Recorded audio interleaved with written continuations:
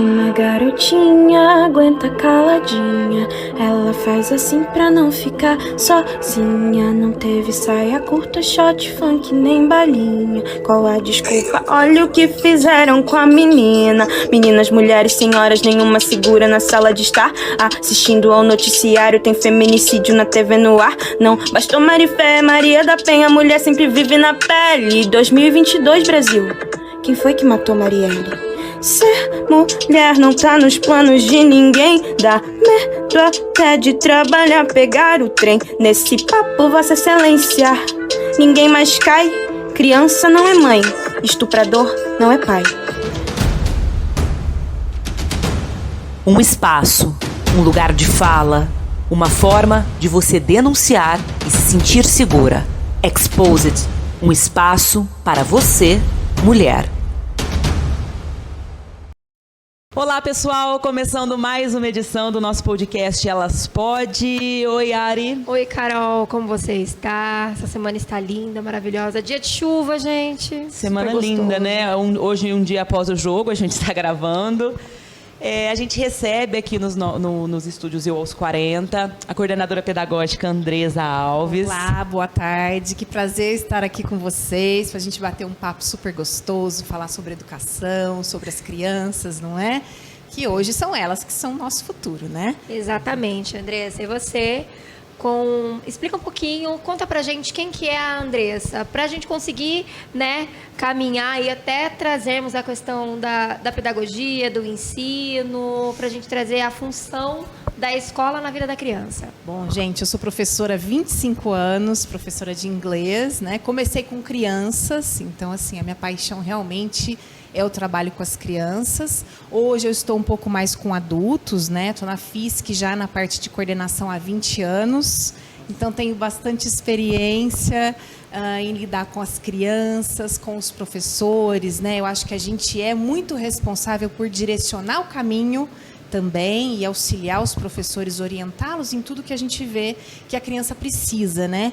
E eu acho que agora, nesses últimos 4 anos, eu tive aí algo muito importante que também me mudou um pouco, que foi o nascimento dos meus filhos, né? Eu tenho 2 crianças, 2 meninos gêmeos de 4 anos, e eles são filhos da pandemia, né?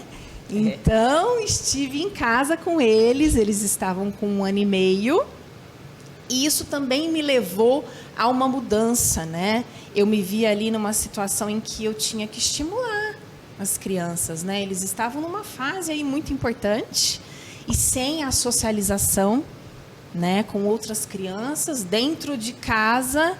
Então a gente teve que voltar aí às origens, às nossas raízes, né? Que é sentar, brincar. E o que é mais importante hoje, né? Vamos além da tecnologia, né, gente? Pegar as coisas simples. Então eu sempre prezei muito por isso. A gente pegar material reciclado, trabalhar com as crianças, de colocarem a mão na massa, delas viverem, né? Tanto é que eu trouxe ali para a FISC o projeto bilíngue, e foi a partir dessa minha experiência que eu vi um resultado muito interessante, né? Que foi associar a aprendizagem cognitiva deles com a língua, que era o que eu tinha dom, né? Que é o que o meu dom é esse, né? Então trouxe muito do brincar. Eu acho que em tudo que eles fazem, a partir do interesse deles, né? Eu acho que é interessante, eles estão brincando com um bloquinho, vamos ali dentro daquilo a gente levar o aprendizado, a partir do interesse deles, né? Então isso tem um pouco de Maria Montessori, né? Que eu gosto muito, e eu acho que a criança, a partir do que ela pegar, a gente trabalhar, ela vivenciar com aquilo que ela está na mão, ela nunca mais vai esquecer, não é? E eu acho muito legal porque envolve toda essa parte lúdica. Para quem não sabe, a Andresa é coordenadora pedagógica do Criar e Recriar, que fica junto com o FISC. Sim. E é uma recreação, né, Andresa? E essa recreação que você colocou lá tem a parte bilíngue, que eu acho muito interessante, e a criança é a protagonista, né? Ela acaba aprendendo dentro da brincadeira, aprendendo dentro da criatividade, que é algo que eu acho fundamental. Antigamente a gente não tinha isso, era tudo muito rígido, a gente era, né, desde pequeno, ia para a escola, era aquela coisa sofrida. Muito imposto, né? Exato, muito imposto. Muito livre. Eu acho que assim, o trabalhar, uma das coisas que eu quis trazer para lá, para o Criar e Recriar foi isso, da gente não ter uma apostila. A gente tem um plano pedagógico, sim, que é a temática que a gente tem que seguir na semana para a gente ter um norte, não é? Apesar da gente deixar as crianças livres e elas serem protagonistas, a gente tem um norte. Então, vamos trabalhar os elementos da natureza nessa semana, né? Então, eles vão aprender todos aqueles elementos pegando naqueles elementos, não é? Então, criando. A partir disso, a gente insere a língua inglesa. Então, olha que super rico, né, gente? A gente sabe que o inglês hoje é essencial. Né? Não tem como a gente fugir, né, Andressa? Tem. Tudo que eles vão ver, eles têm acesso à tecnologia, tudo em inglês, né? E vão aprender brincando. Né? Não existe mais aquilo. Eu acho que a gente é daquela época, eu sou assim, estudei inglês, era assim, né? Let's repeat, vamos repetir. Então não existe isso ali. Ali a produção é natural. A gente não faz a criança repetir. Ela ouviu, ela vai reproduzir aquilo em algum momento. É experiência, né? É a experiência do experimentar. momento. Eu falo isso porque os meus meninos aprenderam as frutas, um exemplo simples. Eles estão escovando os dentes com a pastinha lá de morango, eles falam strawberry. Então, eles estão levando para outro contexto. Eles não estão ali, né? Com aquela cabecinha fechada de que a fruta é só aquilo ali, a fruta. Não é? No verbo to be, então, né? olha só o que é o contexto, né? De a criança estar com o lúdico, né? Muito rico. A ludicidade é o que eu falo, assim, eu dentro da minha experiência, eu sou especialista do brincar, além de pedagoga e professora de educação física, essa parte que você pontuou dentro da sua escola, em deixar e mostrar para a criança o campo que ela pode aplicar, né, o seu próprio saber, isso é extremamente importante. A gente precisa entender e valorizar esse aprendizado que vem através do seu próprio ser, da sua atividade, do seu brincar. Não tem como a gente direcionar. Você pode até, como você disse, vamos fazer isso aqui hoje. Você deixa aberto e cada um vai fazer da maneira que se sente mais atraído. Você tem um plano, né? Eu falo assim, eu brinco até de falar do verbo to be, porque antigamente aquilo dentro do inglês... Isso não cabe na minha cabeça até hoje. Era colocado de uma forma... Eu sempre tive muita dificuldade com o inglês, eu acho que pela forma com que ele me foi apresentado. Porque... Sim. Eu falo que até a gramática hoje, ela deveria ser revista dentro das escolas, a forma que é ensinada a gramática às crianças, né? Porque se a gente não entende o porquê e para quê... Hoje existe muito, principalmente eu falo agora da parte do FISC, né? Você falou que tocou na parte de gramática, né? Tudo é embutido, né? Vai muito ali, ele não é apresentado explicitamente. Olha, isso aqui é o verbo to be. Ele é inserido ali e a gente não aplica da forma como era antes, né? Então ele aprende aquilo ali implícito, eu diria, né? Igual a linguagem, né? Eu falo, a própria linguagem da criança, ela aprende a gramática ouvindo, repetindo. Sim. Como a gente aprende a nossa língua mãe, né? Sim. Então, assim, eu vejo que, às vezes, você tocou um assunto, né, Ari? Às vezes a gente prepara algo ali e as crianças não estão naquele mood, naquele humor para aquele dia. A gente tem que, né, daí mudar, trazer cabe algo ao professor estimular, cabe ao né? professor trazer algo a partir de outros elementos que a gente tem. Por isso que a gente tem que estar em um local apropriado, para que a gente tenha ali ferramentas para poder mudar, né? A ferramenta física e a ferramenta humana é muito importante, né? Então, eu acho que o profissional hoje, o material humano hoje é o mais importante, não é? Então, para nós que somos coordenadores, né? Trabalhar com uma equipe, preparar essa equipe é muito importante. Porque a gente tem uma visão das coisas, de como a gente quer, e aí a gente tem os facilitadores, que são eles que vão estar ali com a mão na massa, né? E como que você percebe o processo colaborativo dos pais nesse aprendizado dessas crianças? Eles estão inseridos junto com vocês? Eles vestem a camisa? Ou você percebe que alguns ainda, tipo, acho que é função só da escola, né? Da escola. Eu sempre que faço reunião pedagógica, né? Na parte de inglês também eu sempre fiz, mesmo sendo uma escola de idiomas, eu sempre julguei importante essa união, né? Dos pais e da escola, porque 50%, eu falo 50%, somos a escola, 50% são os pais. Então, eu fiz reunião ontem com os pais e eu disse isso. Eu falei, olha, eu fico muito feliz com a presença de vocês e isso vai refletir muito na atitude das crianças, né? Eles, com certeza, vão ser diferentes, porque vocês são colaboradores, os pais são os nossos aliados. né? Então eu vejo ali no Criar e Recriar, eu vejo muito isso, né? Eu vejo que os pais trabalham com as crianças também. E falando aí em idiomas, né? Tem pais que conhecem muito pouco, mas é interessante, daí o pai vem, pergunta para a professora, porque a criança leva as coisas para casa. Ela vai reproduzir aquilo ali, né? E é interessante o pai também, né, estimular, né? Eles têm o tempo ali de atividade de registro, né?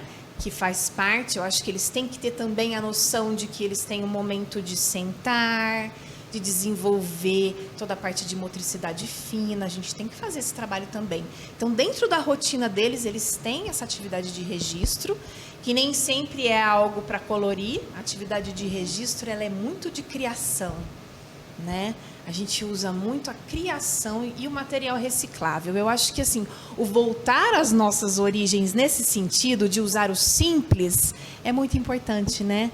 Hoje a gente vive num mundo muito consumista.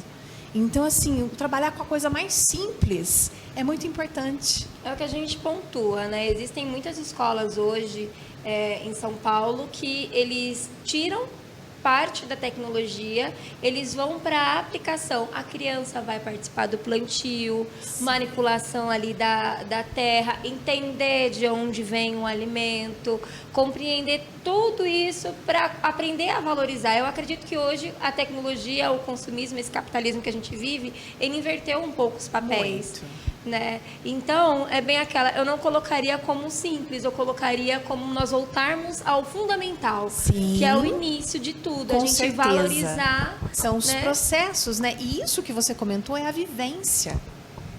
A vivência a gente nunca esquece, né? E as crianças são muito curiosas.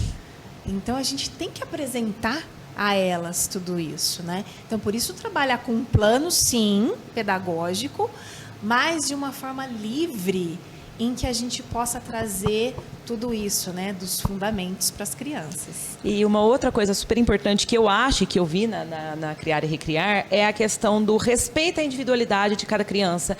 E assim, o não deixar chorando, que para mim foi essencial para o Theo ir para lá. Porque eu passei por outras escolas que me falavam, você não vai poder ficar aqui na adaptação dele. Para mim, aquilo, como eu vou deixar meu filho pequeno, a gente que é mãe, nós três somos mães, a gente sabe, com pessoas que ele não conhece, que ele não sabe, ele também é um bebê de pandemia, e vou deixar ele ali. Não, e eu senti esse acolhimento, tanto comigo quanto com meu filho. Então, essa parte do respeito.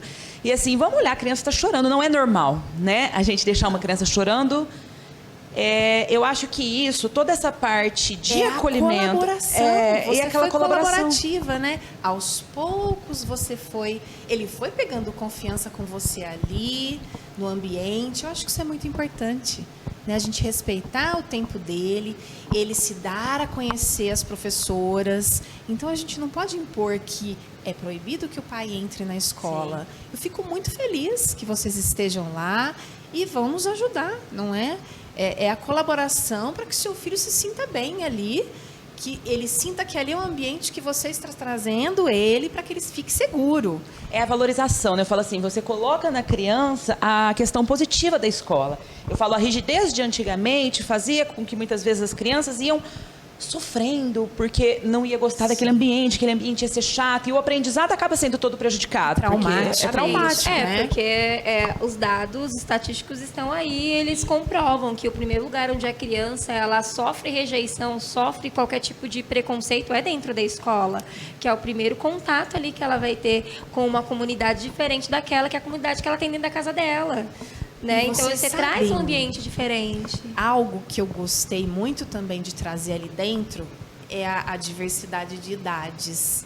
Porque apesar de alguns verem isso como negativo, olha a colaboração que a gente trabalha ali, tanto dos maiores cuidando dos menores. A princípio eu ia separar. E nós vimos que assim, olha, como foi interessante, o Theo mesmo, né, menor de todos, ele vinha colaborar, ajudar os outros e os outros cuidando dele. Então, eu acho que a gente cria ali também um senso de colaboração entre as crianças e de ver que eles podem trabalhar juntos. O tema era o mesmo dentro das atividades e a gente trabalhava aí a cognição de cada um de uma forma diferente, né? Exatamente, tem que ser respeitado, né? Os instintos e os saberes de cada pequenininho. eu falo, são tão pequenos, mas tem tantas particularidades. E é um espaço onde as diferenças começam a aparecer e elas têm que ser respeitadas, né? A Ari fala uma coisa que sempre que ela sofreu bullying na escola, né? Uma vez você contou. E isso é muito triste. Eu acho que a gente hoje se fala em bullying. Antigamente não falava, se tinha esse nome, era uma mas isso existia. E é algo importante que a gente tem que observar, né? Eu falo assim, quanto maiores vão ficando, acaba tendo consequências, né? Exatamente. Eu acho que a gente tem a percepção, como educadora ali, a percepção de ensinar também a criança a se colocar no lugar do outro.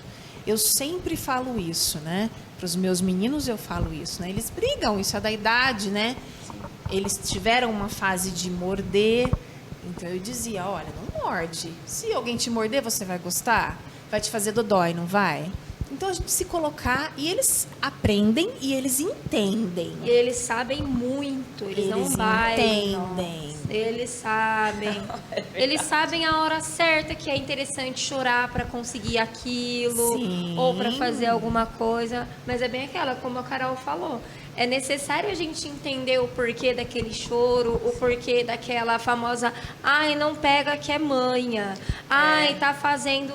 Não, nós precisamos entender. Os professores da educação infantil... O colo, gente. O colo, ele é fundamental, eu falo.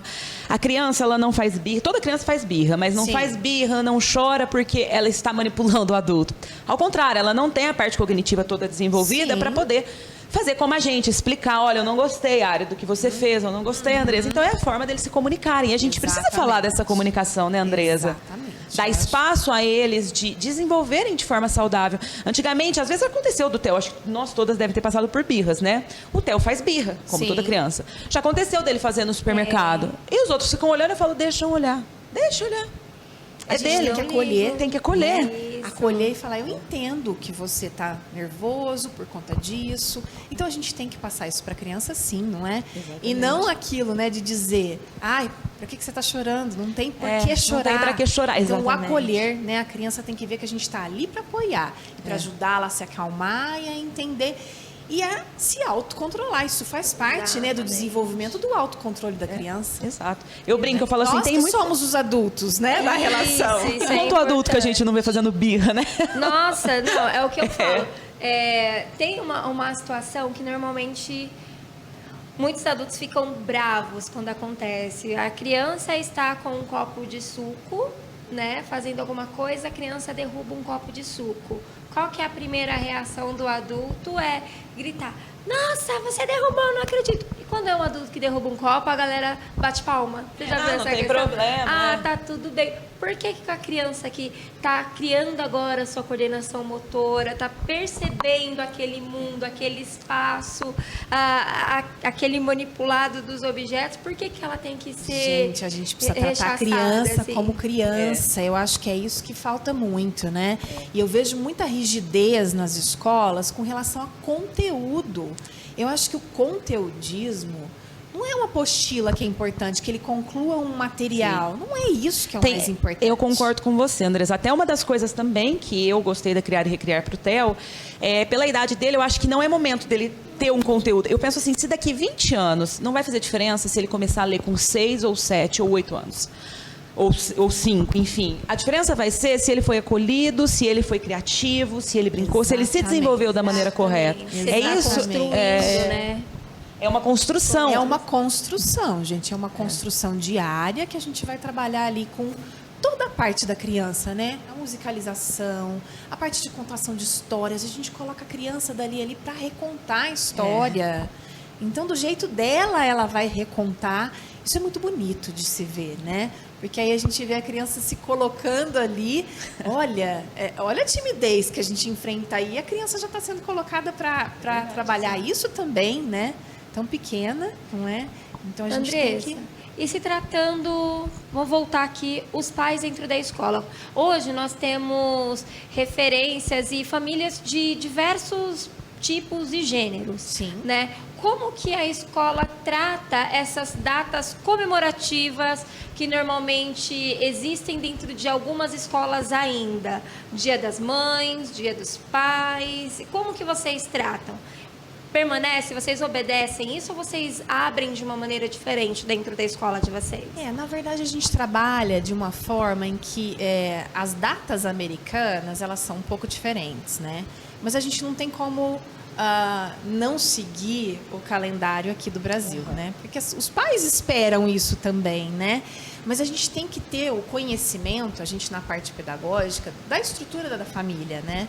Acho que a gente tem que saber se os pais vivem juntos, a gente conhecer a história de cada criança para a gente ver o que a gente pode aplicar ali dentro, né? Se cabe uma atividade ou outra, porque a gente tem que deixar a gente não pode inibir a criança, às vezes ela vai se sentir constrangida, né? Se a gente fizer algo ali que não é apropriado para a situação familiar dela. Então a gente tem que acolher isso, sim. Isso é muito importante, a gente ter o conhecimento disso, né? Então a gente tenta trabalhar de uma forma, por exemplo, o Valentine's Day, que é o Dia dos Namorados. Olha só, nos Estados Unidos é o Dia do Amigo. Então, quando eu trabalho isso lá na cultura americana, na parte de idiomas, é o dia do amigo. Então, a gente traz o dia do amigo. A gente vai mandar um coraçãozinho, uma mensagem para o amigo, né? Então, a gente trabalha mais essa parte da família, especificamente, do que do dia dos pais, o dia das mães, né? Entendi. Então, a gente tenta lidar de uma forma um pouco diferente, né? Vocês trazem a família. A família. Hoje a gente tem tantos perfis de família, eu falo, Exatamente. né? E isso é importante, porque são vários responsáveis, nem sempre é a mãe ou o pai. Não. Tem os avós. De avós, exatamente. Então a gente tem que entender isso, né? Por exemplo, quando a gente convida para as reuniões de pais em que vão ter apresentações, olha, é para a família. Né? Isso não é o pai, a mãe, os avós, os tios, é para quem quiser. A família tem que participar. E a gente não vai conhecer a fundo, né? Cada família, mas a gente conhece a estrutura de cada um para a gente poder trabalhar de uma forma mais igualitária, né? Andresa, já chegando ao final do nosso bate-papo, eu gostaria que você falasse Criar e Recriar hoje. Quem quiser matricular seu filho lá, qual idade? Bom, hoje, gente, nós estamos fazendo um ano de Criar e Recriar. Na verdade, as atividades começaram em janeiro desse ano, mas nós inauguramos em novembro do ano passado. Então, nesse mês de dezembro, a gente vai ter uma promoção para quem se matricular para o ano de 2023. Tá? A gente atende crianças de 2 a 8 anos nos 2 períodos da manhã e período da tarde. Tem muitas crianças que já vão na escola e que vão lá para o contraturno, né? Porque já aproveita o ensejo da língua e é uma recreação direcionada, né? Eu falo que a gente não trabalha com monitor, meus profissionais são pedagogos. Então, eu acho que isso também é um grande diferencial, né? Eu fiz questão de que fossem profissionais qualificados, né? Porque a gente tem um monitor ali para brincar, é um cuidador. Sim. Eu não queria um cuidador, né? A gente queria um educador realmente, para estar com os filhos de vocês. Faz toda a diferença. Faz toda a diferença, não é? E a pessoa, ela pode também, gente, tem a possibilidade, né, Andresa? Se você, não vou levar 5 dias, ela pode levar menos dias. Sim, eu ia falar isso, né? Teve um perrengue lá, às vezes é o avô que cuida da avó, ou tem uma babá, e faltou, tem a diária, você pode pagar para a criança passar o dia, né? Ou um plano de uma vez na semana, 2 vezes, ou todos os dias. Tá? Então, é bem flexível com relação à entrada e saída, né? A gente tem os horários de rotina, tudo, mas as atividades mais importantes ficam no meio do dia, tá bom? Então, a Criar e Recriar, ela é uma escola bilíngue. A gente é pode uma considerar... recreação bilíngue, mas, na verdade, eu não uso a língua inglesa 100% do tempo. Eu vou inserindo o vocabulário dentro de tudo que eles vão vivenciando. Eu acho que é muita coisa para as crianças você querer também falar 100% de inglês o tempo todo. Tá? Existe até um nível da parte do idiomas, da FISC, que a gente começa a falar 100%, que a gente acredita que aí a criança vai ter uma cognição, uma capacidade de inferir aquilo, e mesmo que ela não tenha entendido, de captar o que tenha sido dito, né? Acredito nisso nas crianças menores também, mas eu acho que eles estão em uma fase em que a gente tem um resultado bom dessa forma. Porque muitos, às vezes, estão aprendendo a linguagem também materna, né? Eles ainda estão na linguagem materna. Eu falo pelo TEL, que tá nessa linguagem materna e tal. Então, é um momento que ajuda, igual tem palavrinhas que ele fala em inglês, que eu acho uma gracinha, mas eu entendo, né, que falar todo momento possa não ser tão positivo, né? É uma conduta que nós optamos lá na escola, né? Então, Está eu dando não certo. digo que seja uma escola bilíngue, porque aí a escola bilíngue em si, ela vai ser 100% do tempo. Assim como a gente não tem nenhuma escola bilíngue aqui em Aham, Batatais. sim. Né? A gente tem projetos, escolas que têm projetos, tá? Mas é muito rico, é a repetição que vai fazer as crianças aprenderem, então a gente vê o resultado, e é o resultado que a gente quer que os pais nos relatam e que a gente fica muito feliz, É né? bem aquela, a gente pode pontuar assim, tem muita gente que assiste, os filhos assistem alguns desenhos aí específicos XYZ em inglês, de repente, é tão repetitivo aquilo que de repente você olha a Exatamente. criança, ela está reproduzindo. exato. Onde você aprendeu? Ai, mamãe, a Isadora é uma dessas. Ah, mamãe, eu aprendi no desenho tal. Ah, você aprendeu no desenho tal. Gente, é Entendi. muito interessante. Os meus meninos, quando vão lavar as mãos todas as vezes, e eles não vão todos os dias lá no Criar e Recriar, eles chegam para lavar a mão no banheiro, wash your hands, eles cantam a música, porque isso faz parte da rotina de lá. E olha quanta coisa eles já aprenderam aí, né? Dentro das pequenas rotinas. O meu Exatamente. menino reproduz na escolinha a música do lanchinho em inglês na hora do lanchinho na escolinha. Então, assim, tem resultado, né? A gente vê que funciona, né? E eles estão aprendendo ali à vontade, não é nada imposto. É dentro do brincar mesmo, realmente. Exatamente, se as pessoas entendessem o que é o valor da brincadeira. Por isso que a o gente valor fala, de né? Dos saber. pais estarem com os filhos, terem um momento com os filhos, do brincar. Sem celular, né? Eu falo assim, porque muitos pais às vezes vão brincar, mas fica mexendo no Sim, celular. Senta um É pouquinho, o tempo deixa da do lado. criança, né? A qualidade. Exatamente. Né? A gente fala que não é quantidade, quantas vezes a gente repete isso, né? Mas a qualidade de estar ali, estar com a sua criança, né? Exatamente, é realmente estar ali, se fazer presente, né? Não com o celular, igual a minha fala, as minhas, elas olham assim, mamãe, vem brincar com a gente, peraí meninas, eu estou finalizando, porque o meu celular é meu instrumento de trabalho Sim, também. Sim. E aí eu estou olhando, mamãe, a gente combinou que na hora que nós fôssemos brincar, você não ficaria com o celular. Pode guardar o seu celular, por favor? Enquanto eu não guardo o celular, elas não param. Aí eu guardo o celular, a gente brinca, a gente se conhece, se entende, e como é rico e como é importante, porque assim, eu percebo na Catarina, às vezes ela soltando palavras, conversando com ela, e esses dias ela estava trazendo umas palavras diferentes, um pouco mais ríspidas, sabe? Aí eu olhei assim, eu falei, ih, tá falando igualzinho a mim. Vou ter que me policiar, não posso falar mais desse jeito. Nossa. Porque ela já está reproduzindo. Eles reproduzem Eles são tudo. esponjinhas, Sim, né? são São esponjinhas. esponjas, absorvem tudo, o bom e o ruim. Então nós temos que realmente tomar cuidado, né? E é Com tudo que a importante gente pro expõe pai as perceber. crianças. E vocês percebem isso também na escola, às vezes, o comportamento da criança? Sim, a gente tem sim essa percepção. Tanto é que por vezes a gente tem que, né, intermediar com o pai, entender se está acontecendo alguma coisa em casa, porque há uma mudança de comportamento, né? Isso fica bastante visível, sim. A gente acaba trabalhando com os filhos dentro da realidade que a gente tem. Exatamente. E vem muita coisa por trás, Eu né? tive uma realidade de gêmeos, que você ficava sempre alerta, porque caía, quebrava dente. Então eu sempre estive alerta. O tempo todo em cima, porque você tá o olho aqui e outro lá, né? Um Então, dorme, assim, outra acorda, imaginou? Então eu tive bastante Enlouquecedor, dificuldade de me soltar também, de me tornar uma mãe mais leve. E a gente vai se observando. Eu vejo eu com o Theo. Eu estou em evolução. A gente vai se construindo, né? Eu busco sempre deixar o Theo ter autonomia, tanto que eu brinco que o Michel é mais medroso que eu. Ele ter autonomia a fazer, mas eu sempre tô ali. Olhando o que ele tá fazendo. Sabe? Sim. Porque assim, eu não tenho medo dele cair, machucar, eu digo assim, aquele machucadinho inofensivo. Mas é o medo de não acolher, dele se sentir sozinho ou de não se Medo. sentir seguro, com Sim. medo, sabe? Porque eu acho que a segurança da criança torna um adulto fantástico depois. Sim. Exato. Consegue independente, autônomo. Sim. Autônomo não, é autônomo. E autonomia, é diferente, eu falo, de quando é aquela criança com medo, né? A criança com medo, ela se torna um adulto muito inseguro.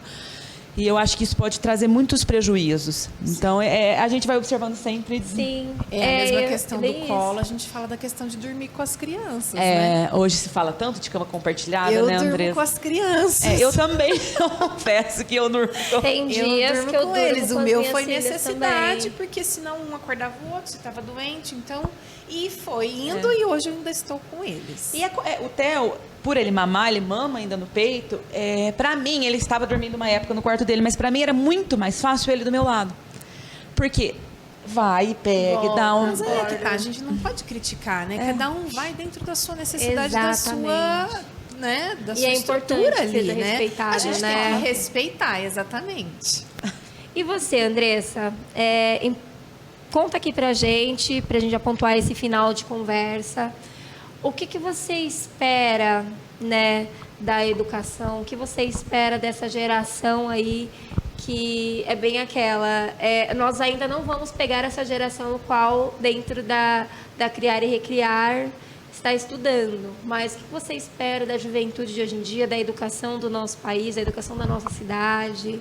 O que você tem a pontuar? Eu acho que o mais importante de tudo que a gente busca como mãe, que a gente busca como educador, é a humanização. Eu acho que, além de um ensino, eu acho que isso daí é superficial, né? Eu acho que o mais importante é o tratar as crianças, a individualidade das crianças, que é o que a gente falou muito hoje aqui, uma escola humana, né? Então a gente sempre prezou por isso na FISC. A Lisa, que é educadora há quantos anos, né? Que é a proprietária da FISC, deu aula no colégio muitos anos, ela sempre prezou pela humanização, né? A gente tratar cada um ali individualmente e juntamente com os pais, né, trazer os pais para a escola e ver cada um, qual que é a necessidade de cada um, né? Então eu acho que não é o indivíduo, não é o conteúdo, eu acho que todas as crianças têm que ter as ferramentas e os profissionais para que elas possam aprender, que eu acho que isso é o mais importante, né? O ser humano, por isso que eu falei, né?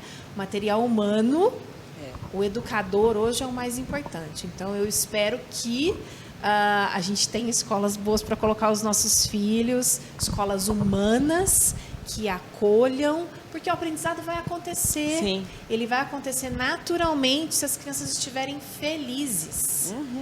Né? Se elas estiverem em um ambiente acolhedor, com pessoas que vão acolher, que não vão repreender. Eu acho que a gente tem que trabalhar essa parte, né? Sim.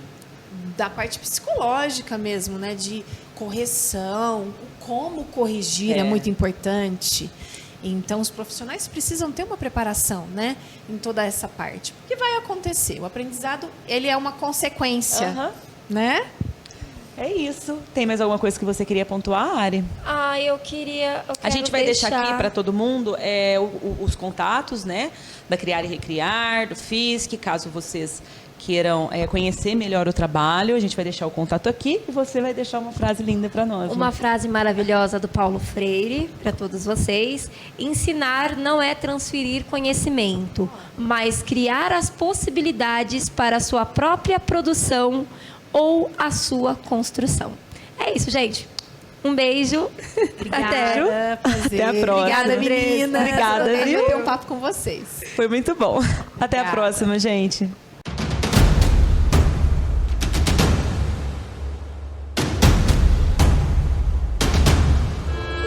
Uma garotinha aguenta caladinha, ela faz assim pra não ficar sozinha. Não teve saia curta, shot, funk, nem balinha. Qual a desculpa? Olha o que fizeram com a menina. Meninas, mulheres, senhoras, nenhuma segura na sala de estar assistindo ao noticiário. Tem feminicídio na TV no ar. Não bastou Marifé, Maria da Penha, mulher sempre vive na pele. 2022, Brasil, quem foi que matou Marielle? Ser mulher não tá nos planos de ninguém. Dá medo até de trabalhar, pegar o trem. Nesse papo, Vossa Excelência, ninguém mais cai.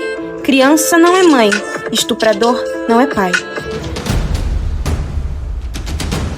Um espaço, um lugar de fala, uma forma de você denunciar e se sentir segura.